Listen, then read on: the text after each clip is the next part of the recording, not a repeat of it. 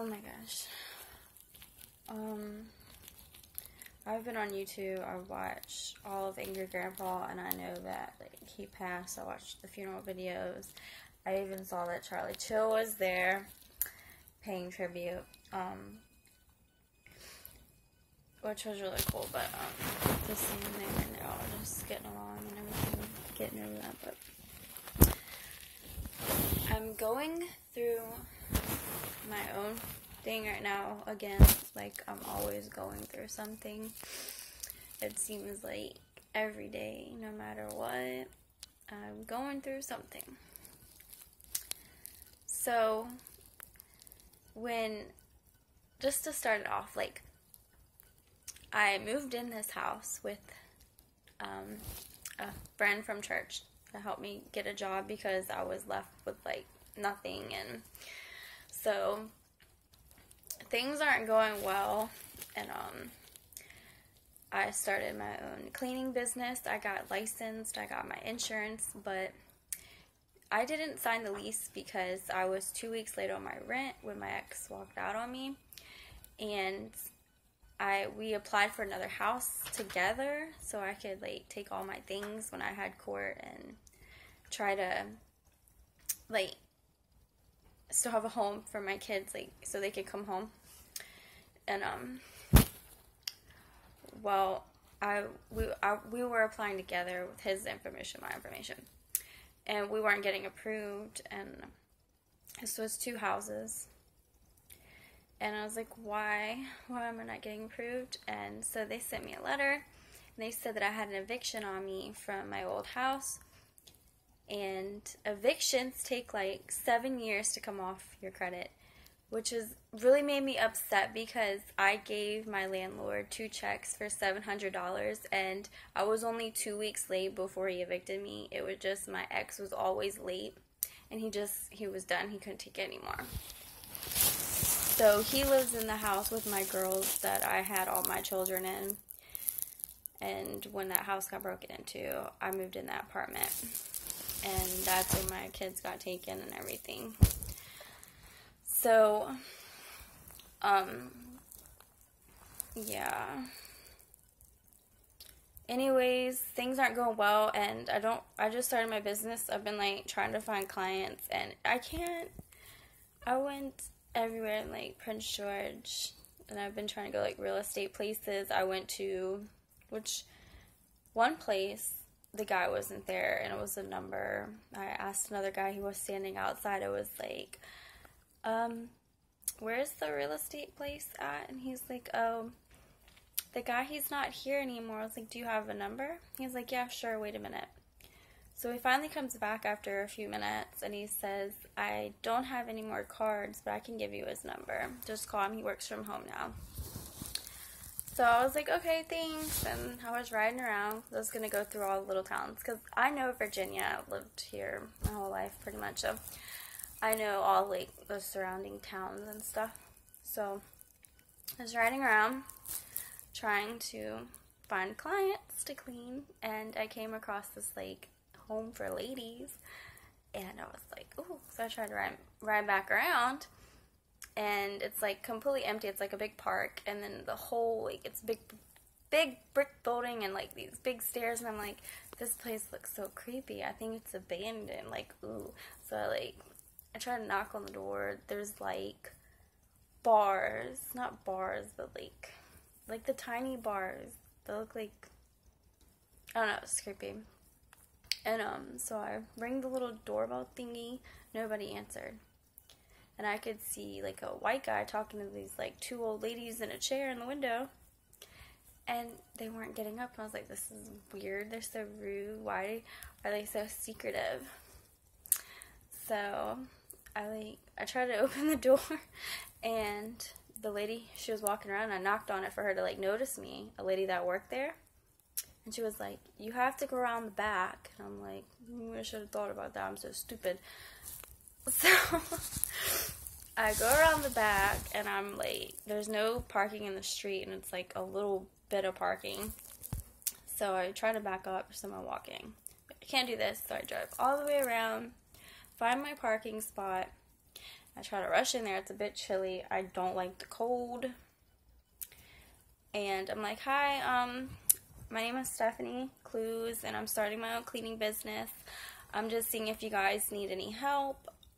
And she's like, we're actually manager, whoever's like busy right now, but I'll make sure like they get your card. And I was like, thanks. So have a nice day. Bye. And today I was thinking in the car, like, okay, it's kind of late. Tomorrow I'm going to wake up, I'm going to have my A game on. I'm going to like try to engage more with people and try to get clients. So, yeah. It didn't happen. My roommate, friend, whatever, got the house with, aren't really friends anymore.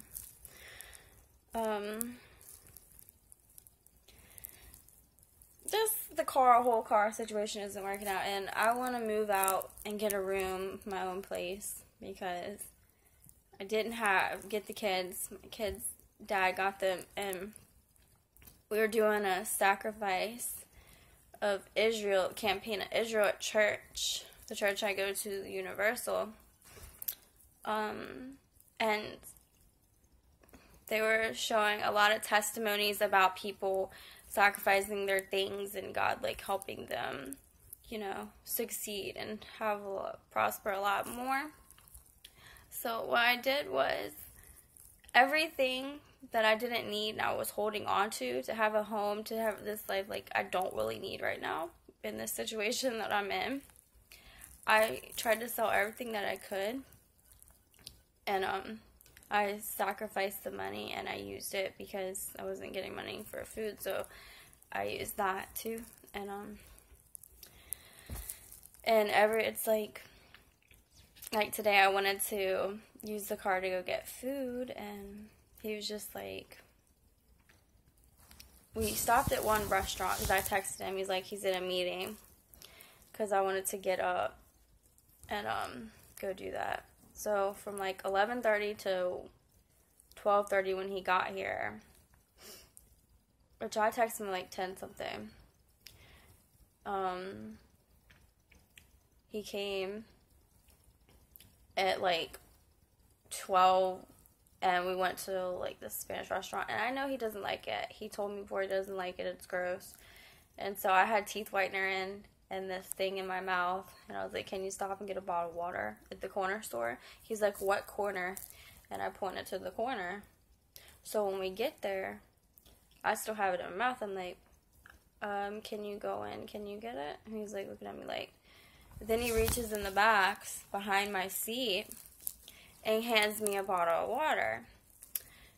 And I'm like, okay, thanks. Oh, didn't know this was here. So we're driving. He's like, you hungry? I'm like, yeah, I'm hungry. He's like, what's your plan today? My plan is to go and find clients and use the printer and print out some flyers so I could go to homes and stuff and put the flyers out. So,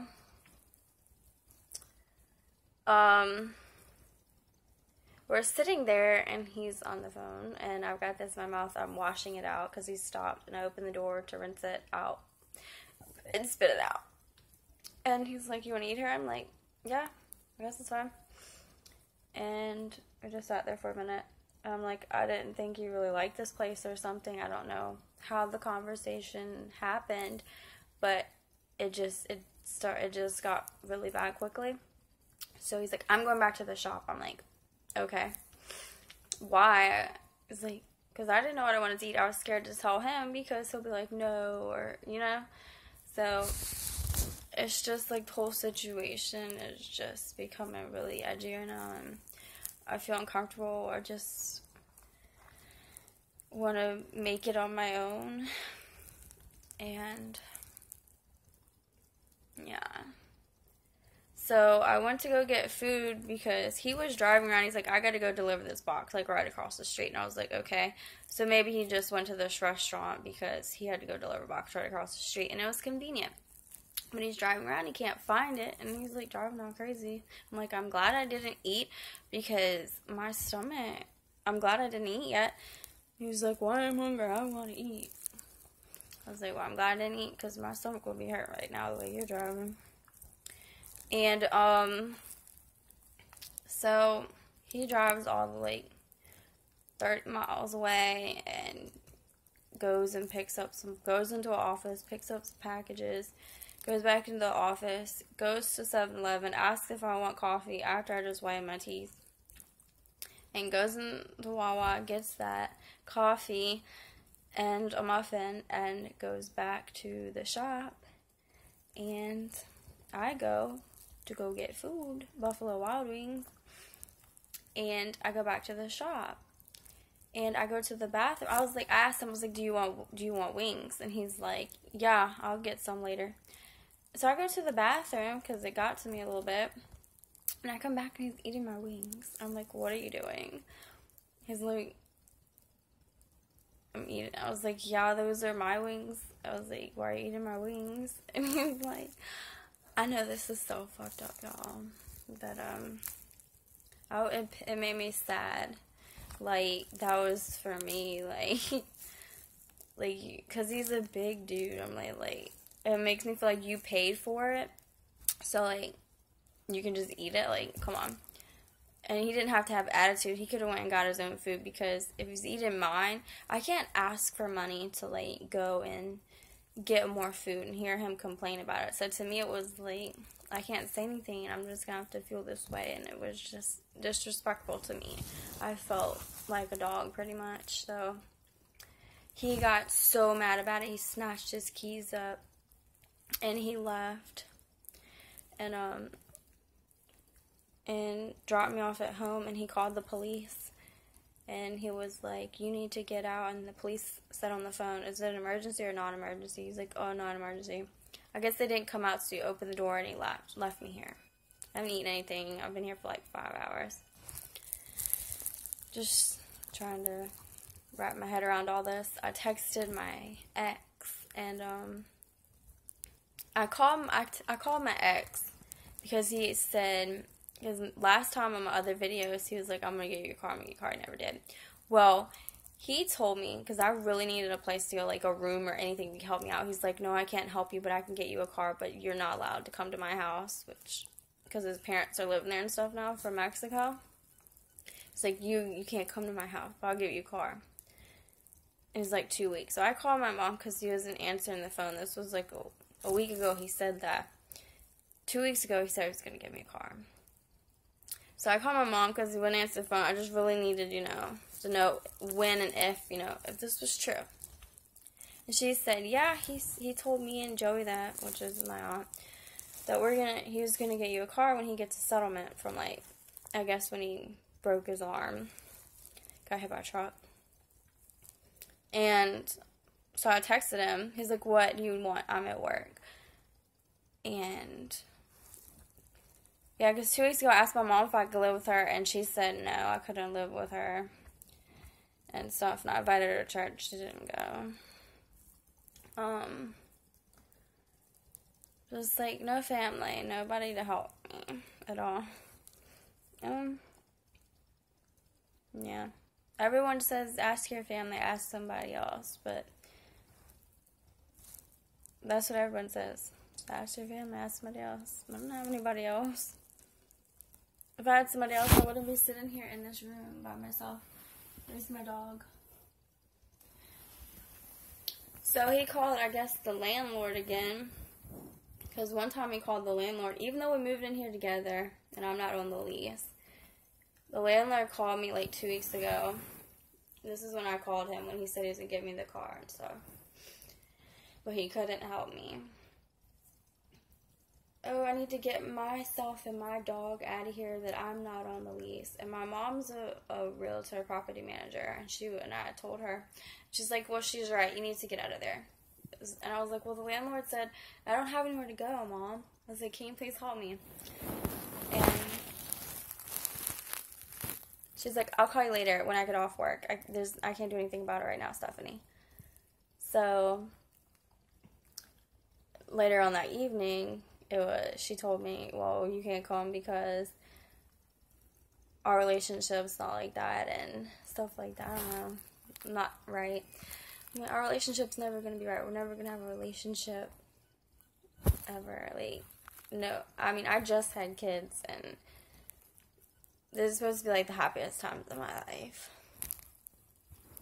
Like, what relationship? And,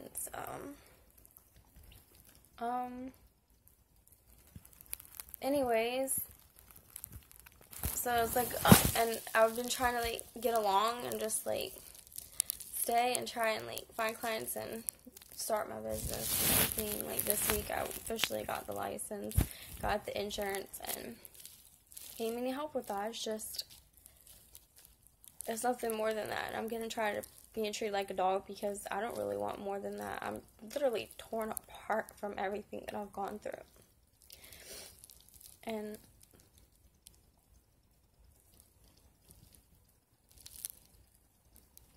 I don't know. I don't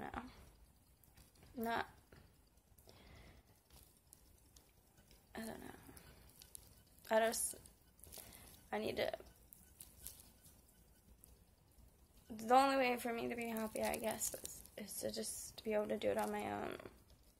I've never had to do this because I've been with my kids and stuff, which I never had my family when I had them. It was just me and the kids, and sometimes, like, their dad wouldn't even come home. I mean, I've been through a lot, and, you know, I know to get better, I'm gonna have to focus more on God and forgiveness, and that's another thing that tears me apart, thinking about, like, how I'm moving forward and thinking positive, and I'm just like, how did I get here? Like, how did all this happen? And I guess I'm blessed to be in this situation, but then again, I'm not, because I know, like, I have to get myself up. I have to.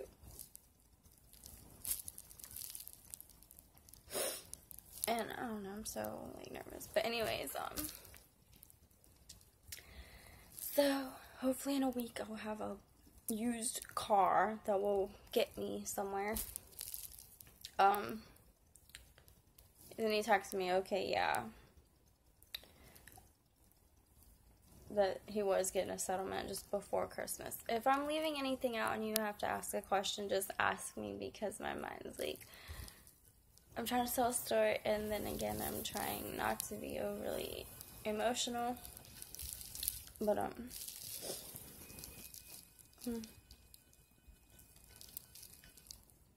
so, I guess after I get the car, I don't know what I'm gonna do. Look for more work, and the only way I'm gonna get out of here is if I find a room for rent, because I can't afford an apartment on my own. My ex did say, like, he would rent an apartment for me, I guess in his name. I was like, I can't afford an apartment. And he was, I can't afford it. Like, I really can't. And, that's all I said. I didn't say like that because it was texting. I was like, I can't afford an apartment right now. I can only afford a room. I'm not even finding clients right now. I don't even have time to do that. I don't even have a car. Where I live, it's not like a bunch of, like, this area is just not, like, where you can find work. There's all kinds of different areas, like, where I'm at, where I live. And this one is not just somewhere I can walk, especially in the extremely cold weather. This